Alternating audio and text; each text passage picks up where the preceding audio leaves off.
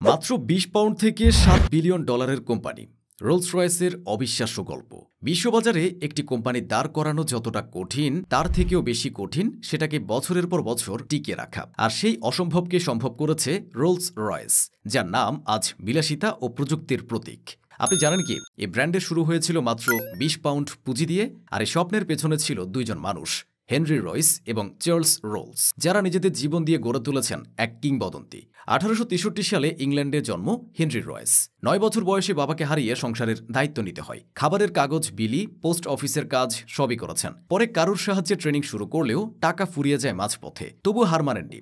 Engineering শিখে ২২ বছর বয়সে নিজস্ব company FH Royce and company শুরু করেন, যেখানে দরজার ঘণ্টা থেকে শুরু করে ডায়নামো সবই তৈরি হতো। কিন্তু গাড়ির প্রতি অনুরাগ হেনরিকে ১৯০৪ সালে নিজের বানানো প্রথম গাড়ি রয়েস 10 বাজারে আনতে উৎসাহিত করে। পরে এই গাড়ি এক ধনী ব্যক্তির নজরে পড়ে যায়, যিনি তাকে পরিচয় করিয়ে দেন চার্লস রোলসের সঙ্গে, এক তরুণ কার ডিলার যিনি বিলাসবহুল গাড়ি ব্যবহার করতেন। এই তো তার সাফল্যের শুরু। ১৯০৪ সালে তাদের অংশীদারিত্বে জন্ম নেয় রোলস রয়েস।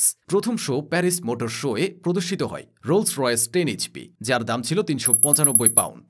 এরপর আসে কিংবদন্তি সিলভার গোস্ট, যা সেই সময়ের বিশ্বের সেরা গাড়ির স্বীকৃতি পায়। ১৯১০ সালে মাত্র ৩২ বছর বয়সে রোলস বিমান দুর্ঘটনায় মারা যান। ব্রিটেনে প্রথম বিমান দুর্ঘটনায় নিহত ব্যক্তি হিসেবে ইতিহাসে নাম লেখান। কিন্তু হেনরি থামেননি। প্রথম বিশ্বযুদ্ধের সময় বানান ঈগল ইঞ্জিন, যা আজ রোলস রয়েসকে বিশ্বের দ্বিতীয় বৃহত্তম বিমান ইঞ্জিন প্রস্তুতকারক বানিয়েছে। পরে হেনরি রয়েস ৭০ বছর বয়সে মারা যান, কিন্তু রেখে গেছেন এক শিক্ষা: স্বপ্ন পূরণ করতে চাইলে নিরলস পরিশ্রম ছাড়া কোনো শর্টকাট নেই।